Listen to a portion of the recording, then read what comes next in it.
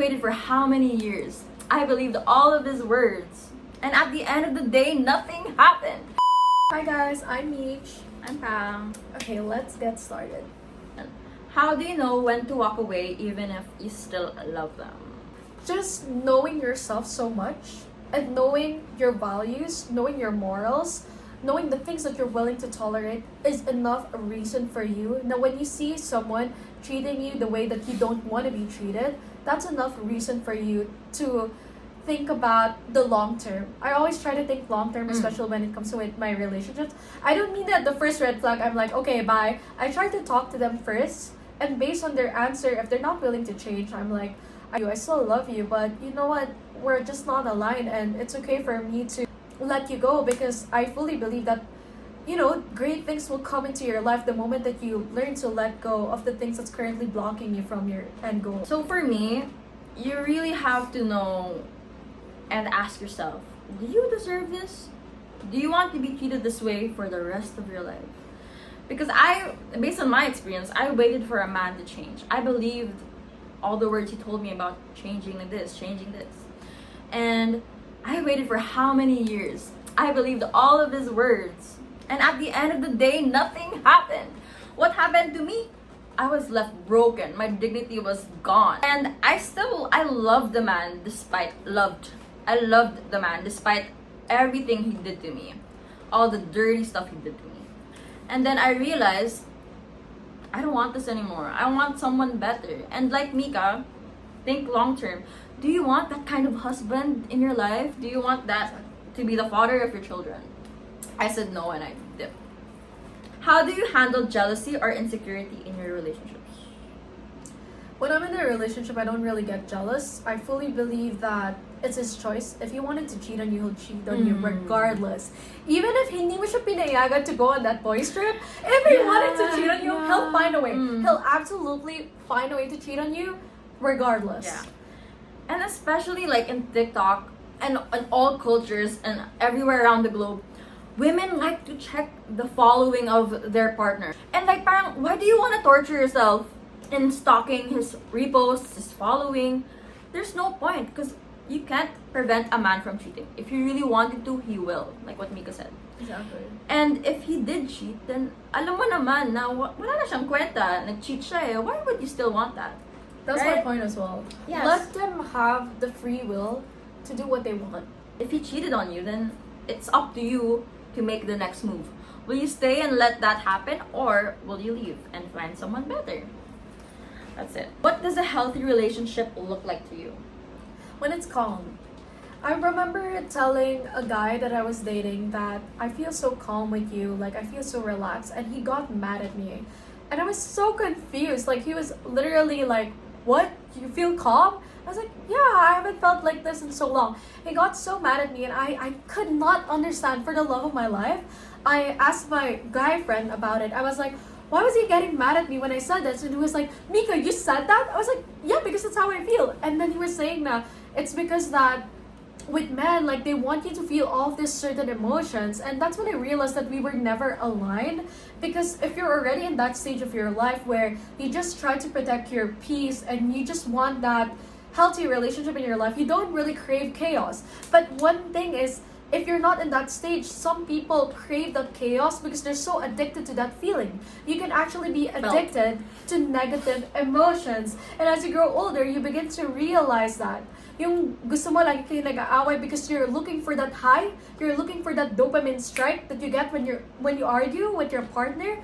So when he explained that to me, I was like, oh, that just proved to me that we were never aligned because I just wanted peace in my life and he wanted me to feel all these certain emotions and I'm like, huh? Hindi pa mature yung guy if ganun yung iniisip Yeah. niya. Because a grown man, emotionally, like and spiritually, he wouldn't want that. He No, would but also I want to think be calm. the reason why he felt that is because he thought I was bored with him. That's Yeah. a good way. Immature. Like, Immature yeah, yung guy. feeling I was bored because I was really calm. But that's never my intention. Immature guy. For me, I guess if you feel comfortable being feminine with him. That is such a good answer. Okay. So back in my last relationship, my toxic relationship, I felt like I had to be manly. I had to do this for him, do that, and I have to act, parang cool girl, na parang, "Ugh, whatever." Because I was trying to protect my emotions, and I was trying to make up for what he lacked, which was masculinity. So I had to be that person for the both of us. And when I entered a healthy relationship, I was able to be myself. You and mean princess. I know. Like, I was so feminine, and it showed in my how I dressed, how I acted, and I let him lead the way, and I felt safe. That's the most important word, safe. I felt safe. How do you build trust after it getting broken in a relationship? It got broken already? Yeah. I don't trust the person anymore. That's one thing about me, and that's something that I've been so firm, especially with my past relationships.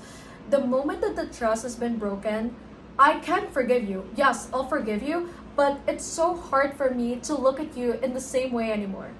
Because it's always at the back of my mind, like, how could you do that? And that's why for me, trust is such an important thing. You have to realize as well na these are things that you're willing to tolerate. If you keep taking them back, it's more about ano ba talaga yung self-worth mo and ano ba talaga yung tingin mo sa sarili mo for you to take in those things. If your partner cheated on you, I really feel na the trust cannot be fixed anymore, because even though, yeah, let's say you forgive them, you go on therapy, he proves it to you, at the back of your mind, you will always think about it. No amount of words will ever reassure that. Kasi sa mind, it already, got broken. Yung image mo of him, it's already broken. And that's valid. It's completely valid. You shouldn't try to, fix it when it's not even your mistake. It's the guy's mistake. So, especially if cheating cases, don't take that man back, or woman. I don't know, whatever. How do you distinguish between genuine interest and love bombing? Love bombing occurs when it's so fast. I heard this saying before that if the relationship is rushed, it's usually lust. So for example, kaka-chat nyo lang na like nagbe-baby na kayo. I know a lot of people do that. I'm not saying anything, but most of the time it's love bombing because it really takes a long time to get to know a person. Now, if a person is going out of his way to ask you out on a date, to see you, to get to know you, even the most mundane things that you may consider as boring, like what's your favorite color, like what's your favorite dish, a lot of people can find that like not interesting, but that's actually a genuine way to like get to know you and to truly know who you are. Okay, I agree with your sentiments. And for me, pag love bombing, very parang fairy tale. Tas una pa lang, parang masyadong perfect. Like, kunwari, parang bilis. Yeah. Like, parang, yun talaga yun eh, the so time. bilis, yeah. And I've encountered guys who said like, I love you na agad-agad. It's not normal, because how do you genuinely love someone in 3 months of dating? That's too much. Well, I've had a person and said I love you in 1 month of dating. So mas OA yun. But besides that, if he always tells you very flowery words na parang walang kwenta, and he barely knows you, he doesn't take the time to know you deeper, and he tells you like, oh, I love this about you, I love that you're ganyan, you're like this. It's just doesn't mean anything. Wait, you said a really good point when you said that he doesn't get to know you deeper. So you have to understand that when you're in a relationship with someone, you have to know their actual personality and not just based on like outer experience, like looks and everything. If he seems uninterested, like let's say nagkukwento ka about your dog. Oh, that's a normal thing. And he's like, okay, but anyways, what's your ganyan Yeah. ganyan? So those are some clues that you can give na maybe he doesn't really want to get to know you. Maybe he just wants something from you. Yeah. If he doesn't ask you follow-up questions, he's not interested. What red flags do you now recognize early in a relationship? So what red flags do you have to look out for? For me to look if it's rushed, that's one thing because I experienced that.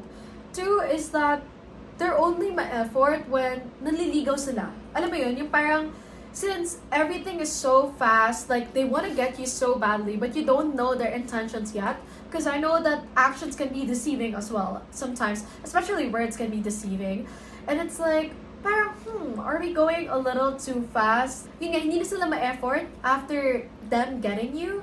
And then it's like, nawawala na yung time nila, unti-unti may excuses na, you have to rethink na, something's off already. Do you actually think it's gonna change? So a great way is talking to him about it. And if he generally seems uninterested, maybe he was there because of the chase. That's how I view it. This is why I hate yung legal culture ng Philippines. It's You so, hate it? yeah, I don't get it na, oh, can I make you legal? Parang ang fake kasi like, that whole legal thing, parang the man is like putting his best out there just for the legal phase. Kasi naturally, ma-observe mo, after that, wala na. Not all though. I think not.